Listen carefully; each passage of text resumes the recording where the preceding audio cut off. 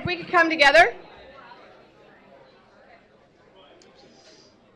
We've been working our way through an extraordinary group of chief residents who, particular note, really had a variety of different experiences during their professional development years. And Dr. Jensen is no different in that regard. I think many of you know that he is in the Navy and will be, when he finishes, relatively soon now, we'll be spending the next 3 years attached to Bremerton Hospital in the state of Washington, which is convenient because he actually went to medical school there and is also where his wife is working. So a good luck being in the same state on a long-term basis. That's a whole new thing as well, but that's a separate topic. The guy spent his time also getting an MPH at the University of Washington in between various global health activities, which has been a passion of his since before he came to residency. And we're going to be hearing a lot about that this morning, and really looking forward to what you have to say, Guy.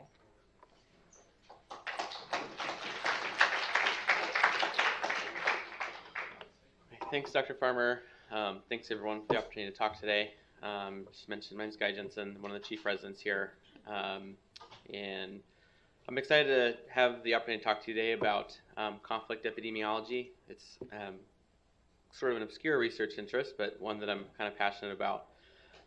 When I started my research years, I was talking to Dr. Farmer and Dr. Galante and they said, what do you want to work on? I said, well, I really want to study conflict and how to protect people and particularly children. And they kind of said, well, it's an interesting thing, but okay. And they let me run with that, and I'll be forever grateful for that. I do have a few disclosures. The first, as Dr. Farmer mentioned, I'm currently in active ready reserve in the Navy and will be transitioning soon to active duty. I have to give the statement that the views stated here are my own and not those of the U.S. Navy or the U.S. Department of Defense. Second, some of this work was funded by the AO Foundation. The AO Foundation was started by the founders of DePuy Synthes, the hardware manufacturers, when they sold the company to Johnson & Johnson. It's now a pretty separate entity, but the foundation remains primarily focused on education around maxillofacial and orthopedic fixation. So this is a broad topic, but what I'm hoping to cover here today is what conflict epidemiology looks like as a field and how these conflicts have changed over time. I want to talk about how conflicts can and should be viewed through the lens of public health, and to give a brief overview of some of the epidemiological studies that studied the Iraq War, because that factored into some of my work in this area. I'm going to talk about a proposed methodology for assessing the severity of conflicts and some work that I was fortunate enough to be involved in this area and using some data from Iraq regarding the population there as a model. And then a brief sort of thing at the end about some ways that this work can be used in a more like applied fashion. So conflicts and wars have changed over time. You can look at these in various ways, but I'm going to try and sort of start looking at them more like an epidemiologist. But this graph shows the number of combatant deaths in state versus state conflicts. So two nations with uniformed armies going to war. The colors refer to the geographic origin of the states involved, not the location where the battles took place. But you can see that the number of people killed in conflicts has steadily decreased from its high in World War II in 1946, with a few spikes along the way, Vietnam, the Gulf War. But essentially, if you look at the far right side of the graph over here, you can see that the overall number of combatants dying in conflict is relatively low compared to the past, and that most of the nations involved are from the Middle East. Now, not all conflicts involve two states going to war. There's other types of conflict as well. There's non-state conflicts, which are represented in green on this chart, and in one-sided violence. If you look at 2016 today, over here on the right, you can see that state versus state conflicts still make up the vast majority of combatant deaths, but that one-sided violence and non-state violence are sort of starting to creep up higher than they were in sort of the 2005 to 2010 range. This giant spike over here in 1994, that's the genocide in Rwanda. So it's a pretty sobering reminder of how really terrible that episode of one-sided violence was. So far this seems pretty straightforward. Most deaths of combatants are state versus state conflicts, uniformed armies going to war. But if you look at the type of conflicts by just how many conflicts are occurring across the world, you get a bit of a different picture that's changing pretty rapidly over the last couple decades. So yellow is civil conflicts, red is civil conflicts in which a state gets involved at some point. But you can see that the vast majority of conflicts today in 2016 are of this type. State versus state conflicts, and then green, which is imperial conflicts, have dropped almost away to zero. And what that means for the world is that you get a map that looks like this. So this map shows all the conflicts that are going on today, and the size of the red dot is proportional to the length of time that conflict's been occurring. So what you see is numerous conflicts across the world, and some of these have been going on for generations. There's peaks and valleys in the violence, but the end result is that there's huge chunks of the population that have never really known peace and stability. And that's why I think we have to look at this also as a public health problem. So as of 2019, there's about 68.5 million people who've been forcibly displaced. 40 million are internally displaced, meaning they're away from where they originally lived, but inside of the borders of their own nation. 25.4 million are refugees, like the ones Laura talked about last week. And 3.1 are actively seeking asylum. I want to note real quick that I'm talking about refugees, and I'm using that term intentionally. When you call someone a refugee, they have specific rights under UN humanitarian law, including the right not to be what they call forcibly repatriated or deported back to their home country. When press reports or governments or organizations call these people migrants, immigrants, whatever other term, that may be lack of understanding, it may be deliberate, but you're depriving them of that refugee label that imbues them with a lot of rights. So while some of these individuals do make it to European countries like Germany, the majority actually don't. 85% are being hosted in low and middle income countries, so a conflict is creating a crisis that's spilling over into these other countries that don't have as much ability to deal with it, don't have a great ability to deal with these huge influxes of people either. Nearly 60% of all the refugees come from 3 nations: South Sudan, Afghanistan, and Syria. And so they end up primarily in countries that are actually nearby. So Iran, Lebanon, Pakistan, and Uganda all host pretty significant numbers of refugees, but by far the largest concentration is in Turkey, which is currently home to 3.5 million refugees. So not every act of violence creates explosions or huge waves of refugees that make the news. There's these chronic smoldering conflicts, and there's small acts of violence all the time. And many of the effects of these are more insidious than just the direct trauma. So when large-scale violence occurs, it disrupts breakdown of trust in the community. People either can't move or they're forced to migrate, and whatever resources, coping mechanisms, a town, village, city, whatever have put together, those are all disrupted. And there's a recently published study, actually out of the Hospital for Sick Children, that I think shows this in a really interesting way. So these authors used satellite mapping technology to track specific conflict events, and then they were able to follow infant mortality, so death under 1 year of age, in nearby villages, basically, or communities.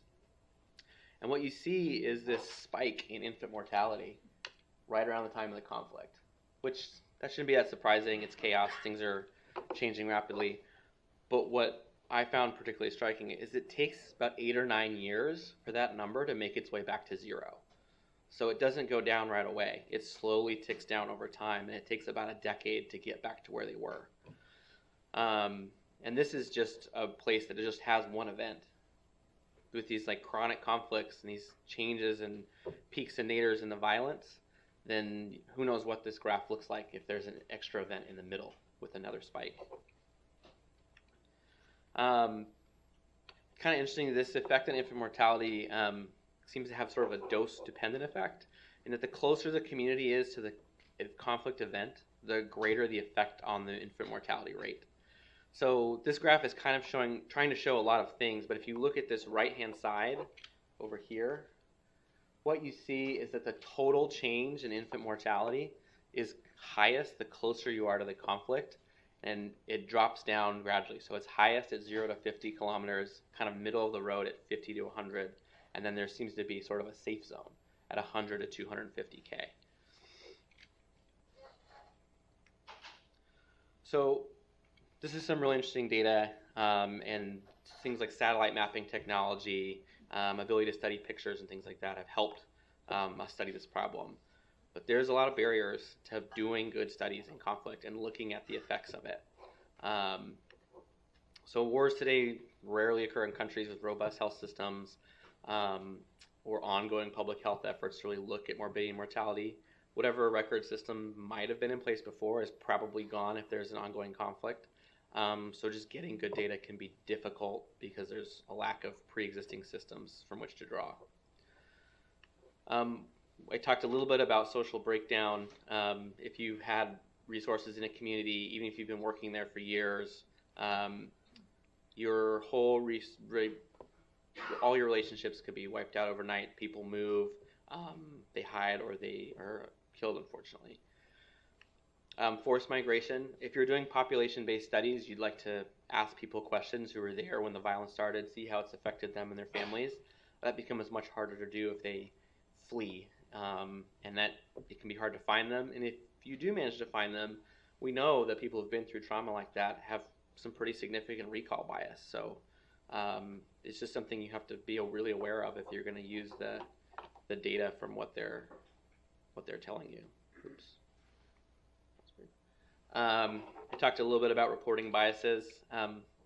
War is also kind of a political act, and frequently access to areas of conflict is controlled by various parties, and they're likely to admit you or not admit you based on what they do and don't want you to see. And they may share data with you that paints their side in a positive light or demeans the opposite. Now more than ever, we talked about the rise of civil conflicts. It's difficult to distinguish civilians and combatants. Whether you're looking at mortality, injuries, whatever, we all want to know, is it soldiers or people fighting that are getting hurt, or is it bystanders? But the days of two uniformed armies seem to be kind of over to some degree. And so figuring out who's a civilian, who's a combatant has become really hard. And danger to personnel. When we were looking through some of this data from Iraq, I read the interviewer manual that the Iraqi interviewers used when they were going out to do these surveys. And it's pretty sobering. I mean, this is dangerous work.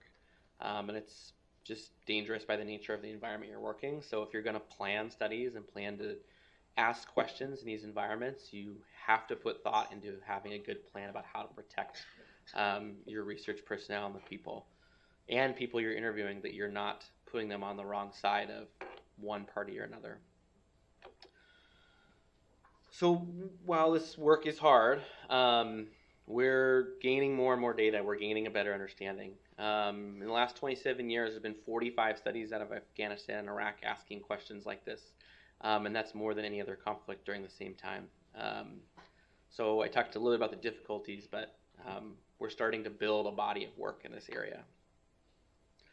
I do want to briefly acknowledge all the other work that's been done that's not sort of strict epidemiologic stuff.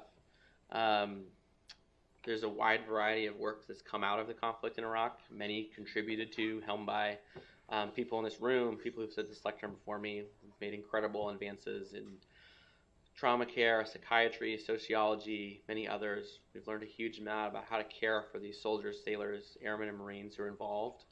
And we've had great studies on how to looking at the effects of the conflict or the healthcare of the local population, although those primarily look at those individuals who presented to U.S. allied hospitals.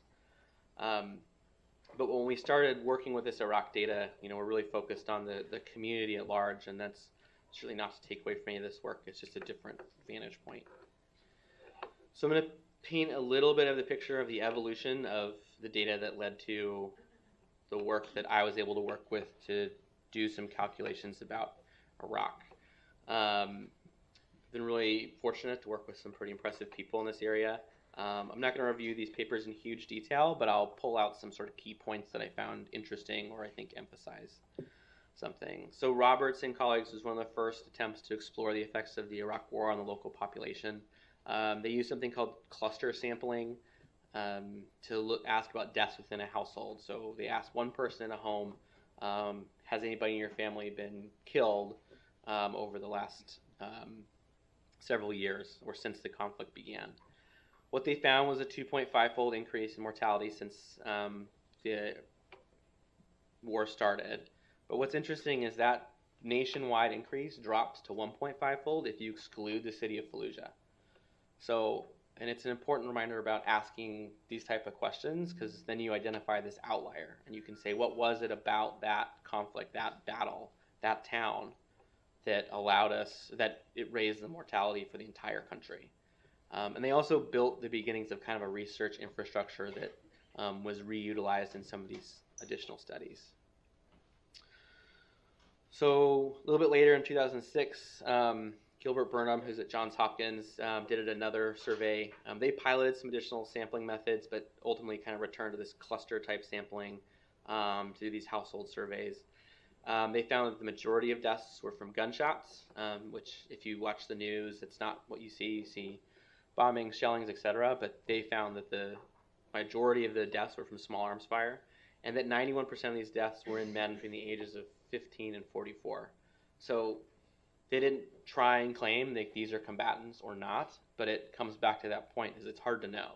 All we can know is that these are the ages and the gender of people who are probably fighting, and they made up most of the violent deaths, but it's hard to say because of the nature of the conflict. In 2011, Dr. Amy Hagopian, who's a sort of professional conflict epidemiologist at the University of Washington, and I owe her a great gratitude because she's the one that got me into this. She led a team that conducted a nationwide survey as well. At the time these studies came out, the war was still pretty controversial, and these works were heavily scrutinized, to say the least. But I think they did rigorous work. This was the first study that tried to adjust for migration to try and control that variable that I talked about as skewing the data one way or another. They did really rigorous interview training. You're asking a surveyor to go into a home and ask questions about a trauma that's affected the family. Someone was injured or killed, and they really trained up the interviewers to probe a little deeper and ask some sensitive questions. And they showed that they could corroborate most of these deaths by getting death certificates, that particular public function was still ongoing, and they could get a hold of these certificates and show that these deaths were real and that the causes matched up.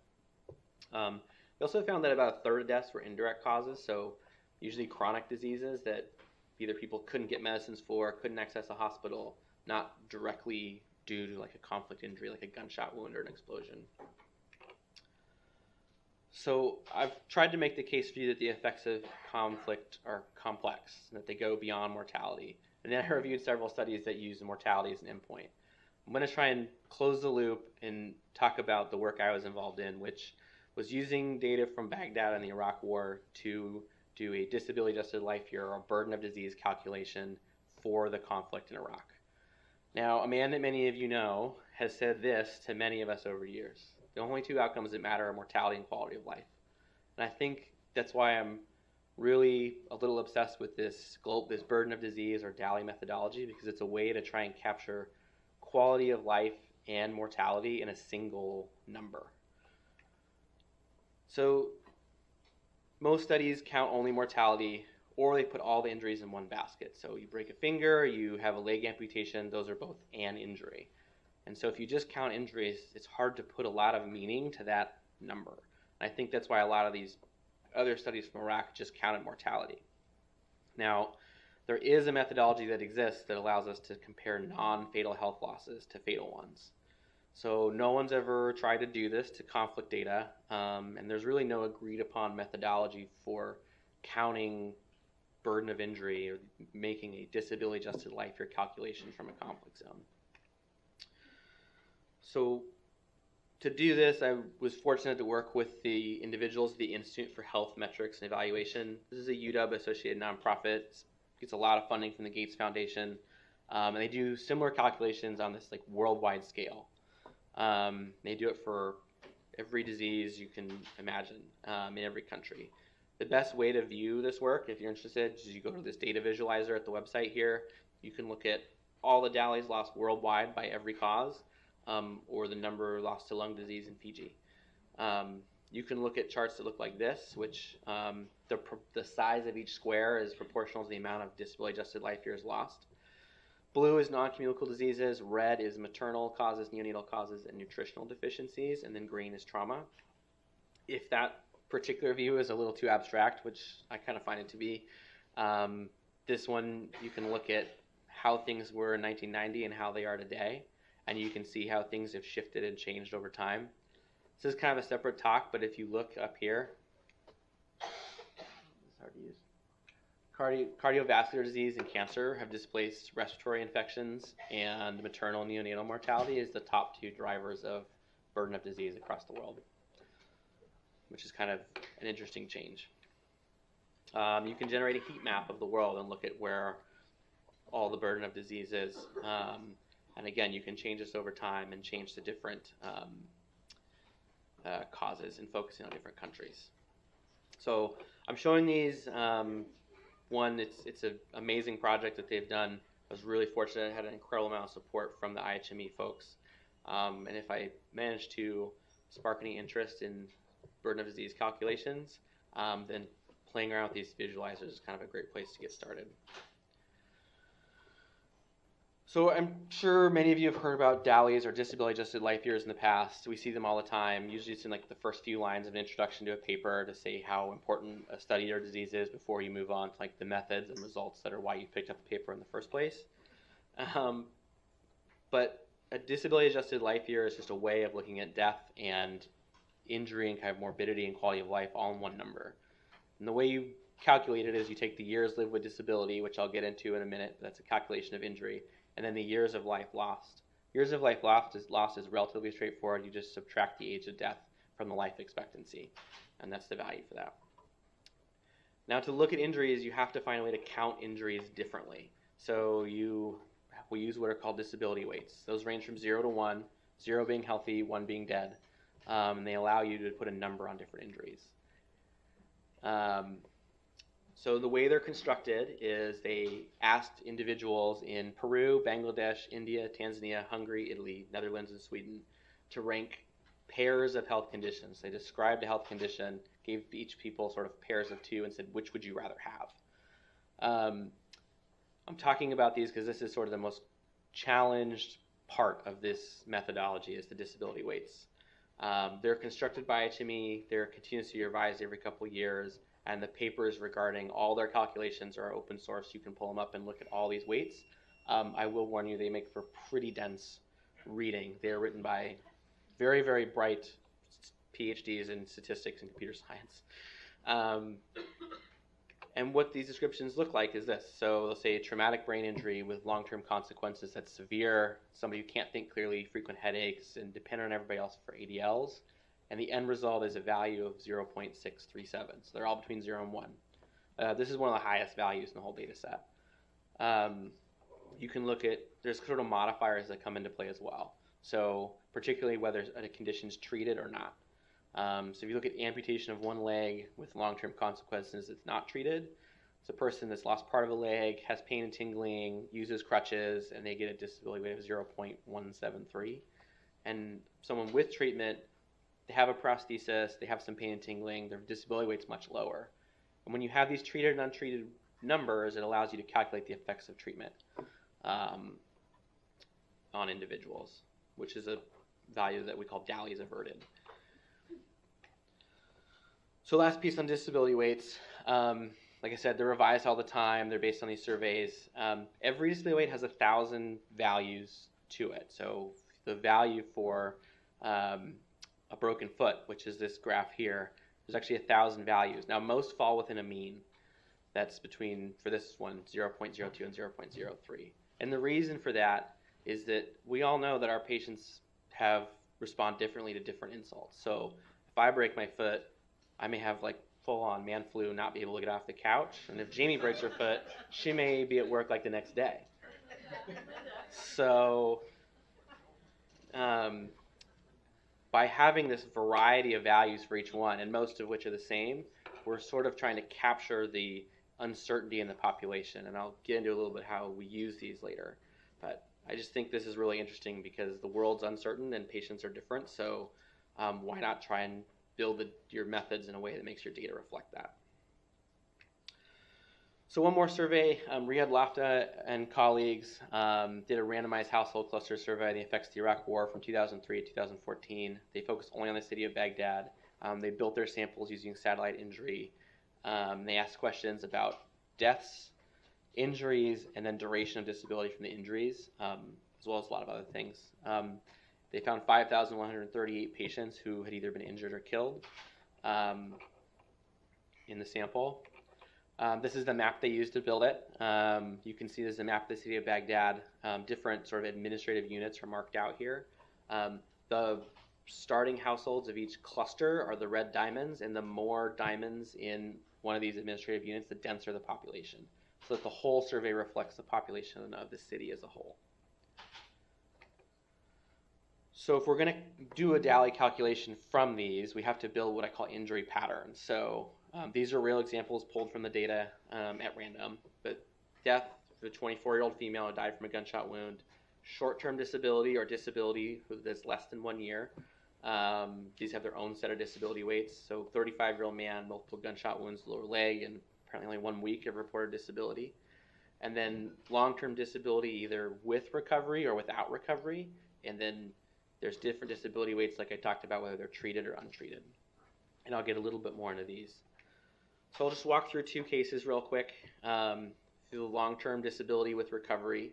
It's a 44-year-old man, 2 years of disability following a foot fracture. So 2 years is his length of disability. We select a code off that sort of graph at random for fracture of foot bones. We get 0.025, which near the mean, so that's statistically likely.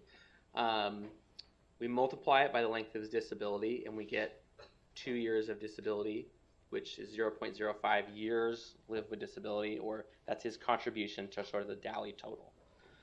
This is what's called an incidence DALY, and it's the way that I'm proposing that these calculations should be done.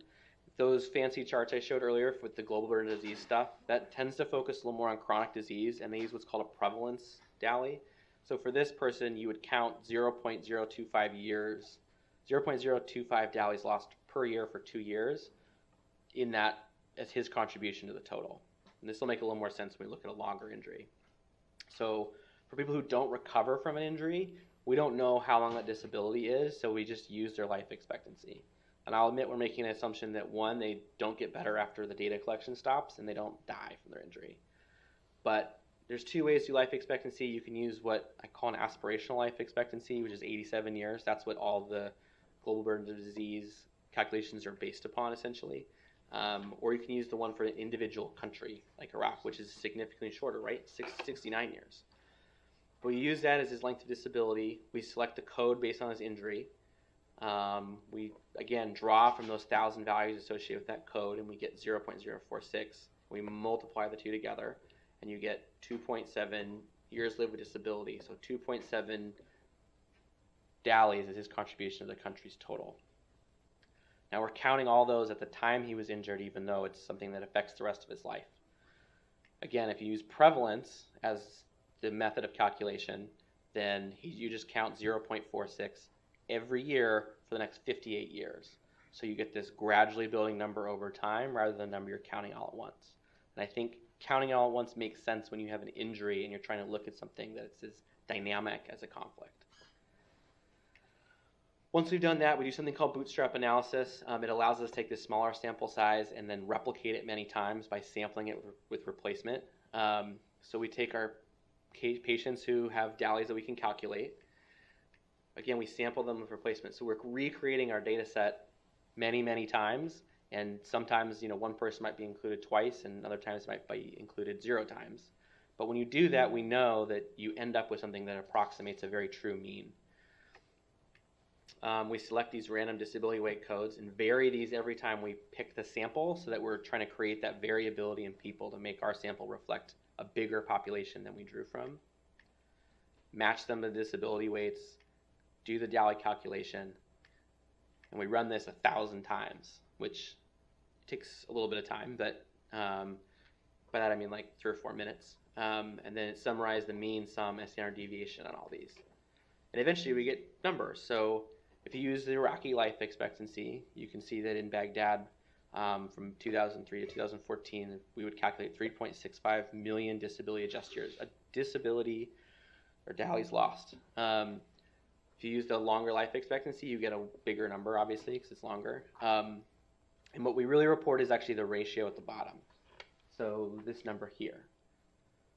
Because it's so uncertain. There's so much chaos. We know there's uncertainty in the data. We're creating some noise in the data by varying these weights. So we use really as the outcome the range, what we call an uncertainty interval. So it's 2.99 million to 4.3 million for the Iraqi life expectancy. You can break these down by cause of injury. Gunshot wounds, again, some of their studies, 56% of all the DALY's lost, with shelling being a distant second. I think this is kind of important to note because some people have proposed counting mortality in conflicts by looking at media reports, but those overwhelmingly focus on blasts. So shelling, explosions, and we know from those studies and from this work that by far the biggest cause of morbidity and mortality is small arms fire, which news reports probably aren't going to pick up as well. So here's what it looks like if we graph this over the course of the war. So pink is the total disability adjusted life years, green is years of life lost, so the mortality estimate, and then blue is the years lived with disability, so the injury number. You can see that the mortality tends to make up a huge amount of the total, but I don't believe that makes the injuries unimportant. And you can see that the number spikes around 2003. There's a little bit of a lull in 2006, and then in 2007, around the time the insurgency really intensified, it climbs again to actually higher levels than the initial invasion, and then sort of tapers down from there. I'll touch one more on this question of incidence and prevalence calculations. The pink line is if you look at injuries using that incidence calculation that I think is the way to do this. You can see this dynamic. You can see the changes in the conflict over time.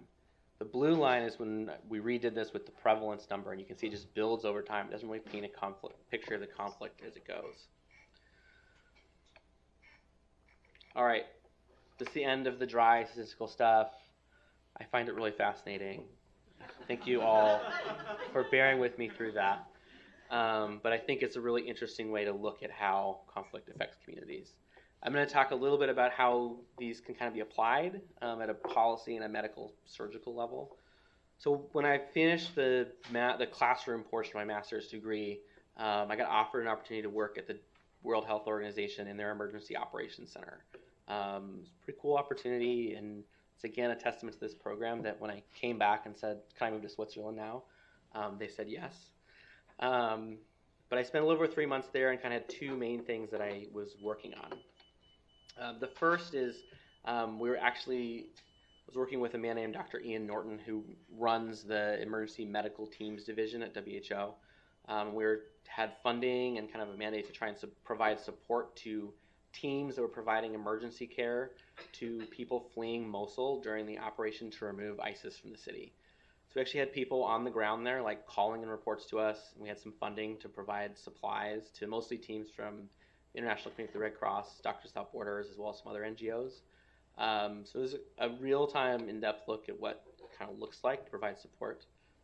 This sounds really cool and dangerous, but really I was like here, sitting at this desk at sometimes weird hours, which, by the way, they don't heat the WHO on weekends, so if you're working on the weekend, it's super cold. But anyway, sitting at this desk and talking to people on the ground and looking up what headlamp, dressing, splint we should be buying. But it was a really interesting way to look at this. The next piece we worked on was the production of a text to teach people how to provide care to limb injuries in conflicts and disasters. So this is the piece that the AO Foundation funded. I had the opportunity to take kind of the lead on editing, formatting, and writing large portions of this textbook seen here. It's all available free of charge at that website. You can download the PDF. There's tutorial videos. And I had access to a really amazing team of really experienced experts to do this. You're probably asking the same question I did, which was, don't you need an orthopedist for this?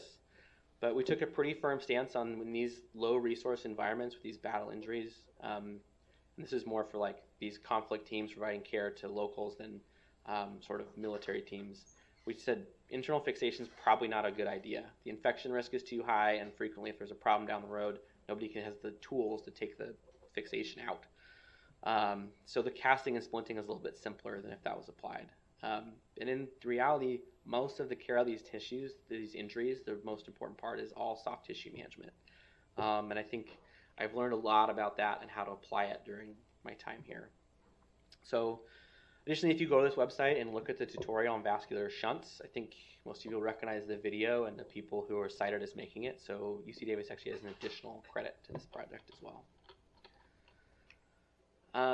The text worked out pretty well. This is me. This is Dr. Harold Bean. He, at the time, was the chief surgeon at the International Committee for the Red Cross. And that crate in front of us is the first 5,000 copies of the book.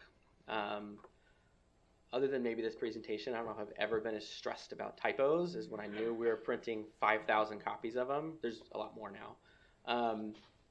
But most of those books are actually destined for International Committee for the Red Cross conflict teams who are deploying to the field as like the manual, which is a pretty cool feeling. So that kind of ends the meat of the talk. I'm going to roll quickly through the semi-obligatory like pictures because I don't take a lot of pictures, so this was pretty hard to put together. But I owe a real debt of gratitude to my brother who's up here at the top left here. Where is he? Oh, seems hard to use. Who's always been like a bit of a global health inspiration to me. We're in Malawi in that picture. My parents on the top right, who always really supportive, regardless of what I say I'm going to do next. You're probably getting a bit of a global health theme. They're in Turkey in that picture. And then my residency class listed below. Guys, it's been amazing, 7 years. And, you know, most of the people in that picture have graduated, but there's a few of us left. My amazing wife, Jihan, she couldn't be here today, but she has her own pretty robust academic career, but she's really supportive of these passions of surgery, conflict, global health. So she lets me travel, she lets me take advantage of opportunities, and she's always willing to proofread my work. And she just reminds me of fun along the way. So she's been an important part of all this. Last, thanks to everyone here. You've invested a lot of time in me, and I always appreciate that. Dr. Farmer and Dr. Galante, thank you for saying yes again when I wanted to go do this stuff. You all recognize hospital on the right. The other one's Naval Hospital Bremerton, where I'm going next year. So thanks so much for your time, and happy to take any questions.